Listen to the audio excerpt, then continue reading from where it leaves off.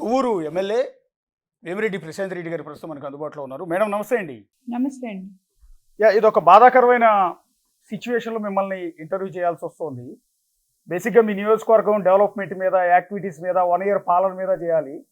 కానీ మీరు ఫేస్ చేసిన ఒక దారుణమైన పరిస్థితుల నేపథ్యంలో మిమ్మల్ని ఇవాళ ఇంటర్వ్యూ చేయడం అనేది నిజంగా బాధగా ఉంది. సో నల్లపురెడ్డి ప్రసన్న కుమార్ రెడ్డి చేసిన కామెంట్స్ని ఎలా ఎలా చూస్తున్నారు? అంటే ఎలా చూస్తున్నారని అడగకూడదు, నేను ఎలా బాధపడుతున్నారని అడగాలి. నల్లపురెడ్డి ప్రసన్న అనుచిత వ్యాఖ్యలకి ఏ మహిళైనా కూడా ఓర్చుకోలేని విధానంగా మాట్లాడాడు అతను. ఇది ఒక ఎమ్మెల్యేగా నేనే కాదు, కోవూరు నియోజకవర్గంలో ఉన్న ప్రతి మహిళ ఈరోజు బాధపడుతుంది. ఏ మహిళకు కూడా రాష్ట్రంలో ఇలాంటి పరిస్థితి రాకూడదు, మళ్ళీ మహిళల గురించి ఇలాగా మాట్లాడకూడదు. నారా భువనేశ్వరి గారిని ఉద్దేశించి ఇదే విధంగా అవమానించారు, కించపరిచారు, క్యారెక్టర్ అసాసినేషన్ చేశారు. మీ పార్టీ అధికారంలోకి వచ్చిన తర్వాత ఒక ఎమ్మెల్యే హోదాలో ఉన్న మిమ్మల్ని కూడా ఆనాడు భువనేశ్వర్ గారిని అన్న మాదిరి కంటే కూడా ఎక్కువగానే క్యారెక్టర్ అసాసినేషన్ చేశారు కదా. మిమ్మల్ని భువనేశ్వర్ గారితో కంపేర్ చేస్తున్నారు చాలామంది. అవును, నిజమే. యాక్చువల్గా వీళ్ళకి అది ఒక పెద్ద అలవాటు అయిపోయింది. ఆ రోజు భువనేశ్వరమ్మను అవమానించి 11 సీట్లకే పరిమితం అయ్యారు. ఈరోజు నాలాంటి ఒక ఎమ్మెల్యేని ఇలా మాట్లాడి, నేను ఎమ్మెల్యే అనను, ఒక మహిళని ఇలా మాట్లాడడం చాలా దురదృష్టకరం. ఇటువంటి నీచమైన రాజకీయ నాయకుల్ని ప్రజలు గుర్తించి తిరిగి మళ్ళీ ప్రజా జీవితంలో అడుగు పెట్టుకున్న విధంగా వాళ్ళకి గుణపాఠం చెప్పాలని ప్రతి ఒక్కరిని కోరుకుంటున్నాను నేను. ఆనాడు భువనేశ్వరి గారిని ఉద్దేశించి మాట్లాడిన వారిలో కొంతమంది జైలు పాలయ్యారు, ఇప్పటికీ జైల్లోనే నరకం అనుభవిస్తూ ఉన్నారు. ఇవాళ మిమ్మల్ని ఉద్దేశించి అంత దారుణమైన మాటలు మాట్లాడిన నల్లపురెడ్డి ప్రసన్న కుమార్ రెడ్డిని అంటే మీరు ఎలాంటి న్యాయం కోరుతున్నారు? ఒక మహిళగా, ఎమ్మెల్యేగా కాదు, ఒక మహిళగా ఎలాంటి న్యాయం కోరుకుంటూ ఉన్నారు? ప్రసన్నని వెంటనే అరెస్ట్ చేయాలి అని చెప్పి నేను డిమాండ్ చేస్తున్నాను. ప్రభుత్వం మొత్తం నాతో ఉంది, మొత్తం అందరూ రాష్ట్ర ప్రజలందరూ చూస్తున్నారు, 2 రాష్ట్ర ప్రజలు చూస్తున్నారు ఏం మాట్లాడాడో అతను. ఒక రాజకీయ నాయకురాలిగా, ఎమ్మెల్యేగా కోవూరు నియోజకవర్గంలో అవినీతిని నేను ప్రశ్నించినప్పుడు నువ్వు కూడా దాని గురించే మాట్లాడాలి. పొలిటికలైజేషన్ చేసినప్పుడు దాని గురించే నువ్వు మాట్లాడాలి.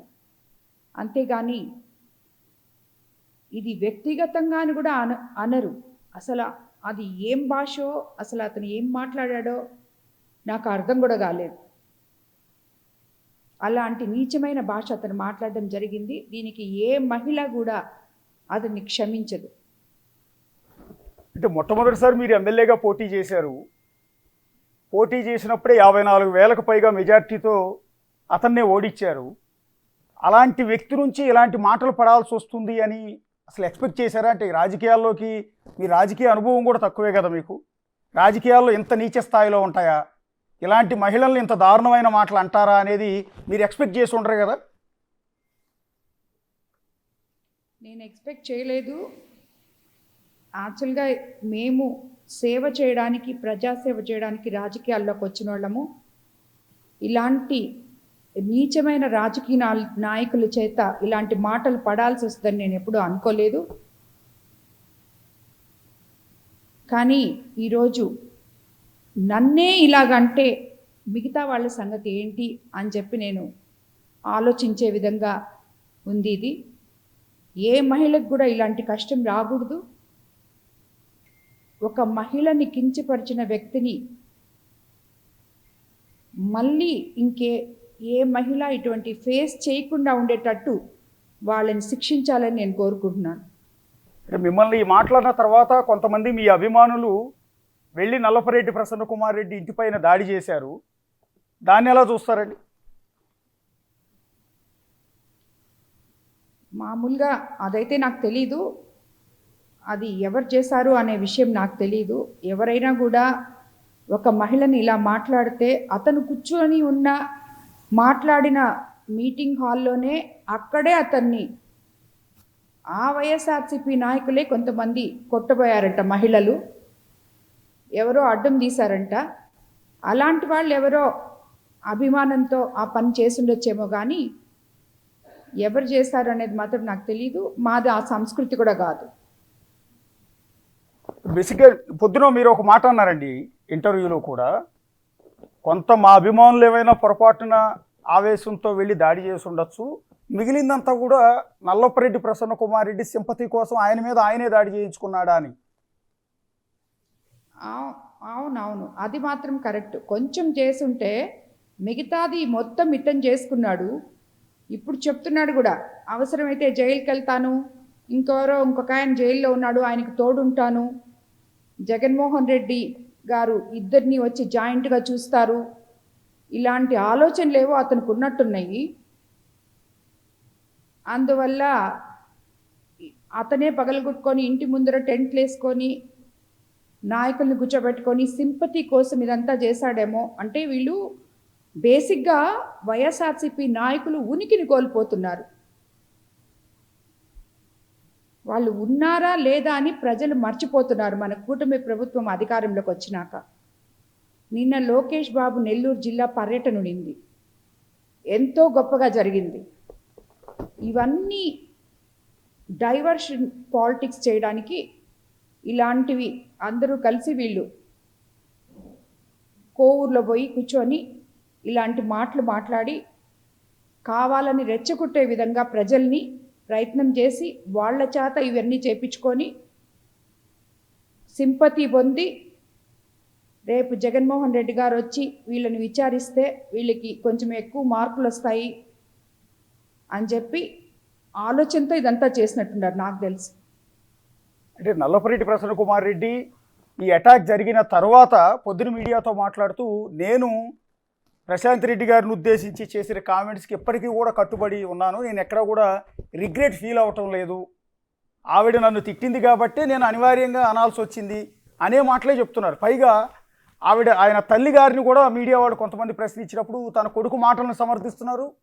తన ఇంటి మీద అన్యాయంగా తనను కూడా చంపేయడానికి ప్రయత్నించారని, తన కొడుకుంటే చంపేసేవాళ్ళని అంటూ ఉన్నారు. వీళ్ళిద్దరు కామెంట్ చూసిన తర్వాత ఏమనిపిస్తుందండి? వాళ్ళ తల్లిని ఆయన అతను అందరినీ భయపెడతాడు, అన్నల దమ్ముళ్ళని భయపెడతాడు, అక్కల చెల్లెళ్ళని భయపెడతాడు. నేనే అతనికి చెల్లెలు వరుస అవుతాను, అదే అతనికి లెక్కలేదు, ఆడవాళ్ళంటే లెక్కలేదు. నిన్న ఇతనికి ఇన్ఫర్మేషన్ వచ్చి ఎవరో చెప్పారంట, పారిపోయాడు. కానీ తల్లిని ఇంట్లో వదిలేసి అతని కొడుకు పారిపోయారు. అలాంటి మనిషి అతను. అది కూడా అతనే చెప్పుకుంటున్నాడు, నాకు తెలిసింది నేను పారిపోయానని కూడా చెప్తున్నాడు. ఆయనే అందరికి చెప్తున్నాడు అక్కడికి వచ్చిన నాయకులకి. అంటే చెల్లి వరుస, అలాంటి ఒక మనిషి. అంటే చెల్లి వరుస అంటున్నారు, చెప్పండి ఎలా మేడం అది బంధుత్వం? అవును, నేను నల్లపరెడ్డి శ్రీనివాసులు రెడ్డి గారి చెల్లెలు కోడలు నేను. Okay okay okay. ఇంతకు ముందు ఇతను ఎలక్షన్ అప్పుడు చెప్పినప్పుడు నేను మాట్లాడాను. అవునండి, చెప్పున్నాను. అవును. ఆయన మేనత్త కోడలని నేను విధివశాత్తు నా భర్త చనిపోయినందువల్ల అవివాహితుడైన వేమిరెడ్డి ప్రభాకర్ రెడ్డి గారిని నా కుటుంబ సభ్యులతో సహకారంతో వాళ్ళ అండతో నేను పెళ్లి చేసుకోవడం జరిగింది. దాని గురించి మాట్లాడుతున్న చెత్త ఇదంతా అతను. అది వ్యక్తిగతమైన అంశం కదండి. మీరు సమాధానం ఎవరికైనా మీరు సమాధానం చెప్పుకోవాల్సి వస్తే మీ కడుపును పుట్టిన మీ బిడ్డలకు సమాధానం చెప్పుకోవాలి, ఇంకా సమాధానం చెప్పుకోవాల్సి వస్తే మీ అత్తగారికి చెప్పుకోవాలి. వీళ్ళందరూ అంగీకారం ఉంది కదా. అదే ఈరోజు వాళ్ళకి ఎంత జ్ఞానం లేదంటే, ఇలాంటివన్నీ మాట్లాడుతుంటే ఒక మహిళను గురించి, ఆ మహిళకి బిడ్డలు ఉంటారని కానీ కుటుంబం ఉంటుందని కానీ ఇవన్నీ ఏమీ ఆలోచించకుండా నీచంగా మాట్లాడిన అతన్ని నిజంగా కూడా ఏం చేసినా పాపం లేదు. ఇది విన్న తర్వాత మీ బిడ్డల నుంచి అట్లాగే వేమిరెడ్డి ప్రభాకర్ రెడ్డి గారి నుంచి రియాక్షన్ ఏమైనా ఉందండి? అంటే సహజంగా ఎవరైనా బాధపడతారండి, ఎవరైనా కళ్ళం నీళ్ళు వస్తాయి. మిమ్మల్ని అన్న మాటలు విన్న తర్వాత మాకే బాధ అనిపించింది. అలాంటిది మీ సొంత ఫ్యామిలీ మెంబర్స్ ప్రభాకర్ రెడ్డి గారు కానీ నా పిల్లలు కానీ ఈ విషయంలో ప్రతి ఒక్కరము చాలా బాధపడుతున్నాము. మనం అనుకునింది సేవ చేయడానికి రాజకీయాల్లోకి వచ్చాము. ఇలాంటి నీచుల చేత ఈరోజు ఇలాంటి మాటలు పడాల్సి వస్తుంది అని తప్పకుండా బాధ ఉంటుంది. కానీ వీళ్ళని ఎదుర్కొనే ధైర్యం కూడా నా కుటుంబానికి ఉంది. ప్రభాకర్ రెడ్డి గారికి కానీ నా బిడ్డలకు కానీ నాకు కానీ మొత్తం వీళ్ళని ఎలా ఎదుర్కోవాలో కూడా నాకు తెలుసు. జరిగిన తర్వాత చంద్రబాబు నాయుడు గారు, లోకేష్ గారు ఏమైనా మాట్లాడారండి మీతో? మాట్లాడారు. పార్టీ మొత్తం నాతో సపోర్ట్గా ఉంది. ఆల్రెడీ కంప్లైంట్ చేశాము. తగు చర్యలు కూడా తీసుకుంటారు ప్రభుత్వం. అంటే ఇది ఒక విచిత్రమైన పరిస్థితి అండి. ఎవరికి రాకూడని ఒక దారుణమైన సిచ్యువేషన్ బహుశా మీరు ఫేస్ చేస్తున్నారు. ఎందుకంటే మీరు వెల్ ఎడ్యుకేటెడ్, మీకు లేదంటూ లేదు. మీకు నిజం చెప్పాలి అంటే మీరు కొత్తగా సంపాదించాల్సిన అవసరం కూడా మీకు లేదు. అలాంటిది ఒక సర్వీస్ చేయాలనే ఉద్దేశంతో పాలిటిక్స్లోకి వచ్చి ఇలాంటి మాటలు, అది కూడా సొంత బంధువుల చేత ఈ మాటలు పడటం, ఇలాంటి రాజకీయాలు చూసిన తర్వాత ఒక మహిళగా ఎలా తట్టుకోగలుగుతున్నారు అని? ఈరోజు కొంతమంది మహిళలు ఉన్నారు, వాళ్ళు ఒకరిని చూసి ఒకరి ఇన్స్పిరేషన్గా రాజకీయాల్లోకి వస్తున్నాం సేవ చేయాలనే ఆలోచనతో. ఇలాంటి నీచులు మాట్లాడిన దానికి భయపడిపోయి వెనక్కిపోయే వాళ్ళం కాదు. ఏ ఒక్కరు కూడా ధైర్యంగా ముందుకెళ్ళాలి. ప్రజలు మాలాంటి నీతి నిజాయితీ ఉన్న నాయకులు వెంటే ఉంటారు, మాకు అండగా ఉంటారు. ఈరోజు కోవూరు నియోజకవర్గంలో నేను ఎలక్షన్లో తిరిగేటప్పుడు తిరిగిన ప్రతి బిడ్డ కూడా ఈరోజు నాకు అండగా ఉన్నారు. వీళ్ళందరి సపోర్ట్తో ఇటువంటి ఎన్నన్నా కూడా ఎదుర్కోగలం. అప్పట్లో భువనేశ్వర్ గారిని ఉద్దేశించి తెలుగుదేశం పార్టీ ప్రతిపక్షంలో ఉన్నప్పుడు దారుణమైన కామెంట్ చేశారండి. అండ్ నెక్స్ట్ వచ్చి రీసెంట్గా అమరావతిని వేశ్యల రాజధాని అని అదే వైఎస్ఆర్ కాంగ్రెస్ పార్టీ ఛానల్ సాక్షి ఛానల్లో కూర్చుని ఒక జర్నలిస్ట్ కృష్ణరాజు కామెంట్ చేశారు. ఇవాళ ఒక ఎమ్మెల్యేని పట్టుకుని మిమ్మల్ని ఉద్దేశించి ఇంత కించపరిచే కామెంట్ చేశారు. ఏంటంటే మీరు ఆ పార్టీలో కూడా పనిచేసి వచ్చున్నారు. మీరు కానీ మీ భర్త గారు ప్రభాకర్ రెడ్డి గారు కానీ, జగన్ గారికి ప్రభాకర్ రెడ్డి గారు కానీ మీరు కానీ వెరీ క్లోజ్. సో అలాంటి పార్టీ ఎందుకు ఇలా ఎంకరేజ్ చేస్తుంది మహిళల్ని ఈ విధంగా కించపరిచేలా మాట్లాడుతుంటే? ఒక కంట్రోలింగ్ వ్యవస్థ అంటూ ఏముండదా? నేను అధినాయకత్వానికి కూడా జగన్మోహన్ రెడ్డి గారికి కూడా చెప్తున్నాను, ఇలాంటి నీచమైన రాజకీయాలు చేసే నాయకులని మీ పార్టీ నుంచి బహిష్కరించండి అని చెప్పి కూడా నేను కోరుతున్నాను. థ్యాంక్ యూ అండి, థ్యాంక్ యూ. అది వేమిరెడ్డి ప్రశాంత్ రెడ్డి గారు చాలా బిజీగా ఉన్నారు, కొంత ఆందోళనలో కూడా ఉన్నారు. బహుశా ఇప్పుడున్న సిచ్యువేషన్లో ఆవిడ ఫేస్ చేసిన ఆ ప్రాబ్లమ్స్ వల్ల సో ఇటు కుటుంబ సభ్యులు కానీ ఆవిడ కానీ ఎవ్వరూ తట్టుకోలేని ఒక మాటల్ని ఇవాళ పడాల్సి వచ్చిన పరిస్థితుల్లో కొంత ఆందోళన కూడా కనిపిస్తుంది, బాధ కనిపిస్తుంది. సో ఆ సిచ్యువేషన్లో తన ఆవేదన అంతా కూడా మనకి తెలియజెప్పే ప్రయత్నం చేస్తున్నారు. అట్లాగే జగన్మోహన్ రెడ్డికి కూడా అప్పీల్ చేస్తున్నారు, నా మీద ఎలాంటి కించపరిచే వ్యాఖ్యలు చేసిన వారిని పార్టీ నుంచి బహిష్కరించాలని కూడా విజ్ఞప్తి చేస్తున్నారు. చూస్తూనే ఉండండి big TV. For more videos like this, subscribe Big TV channel.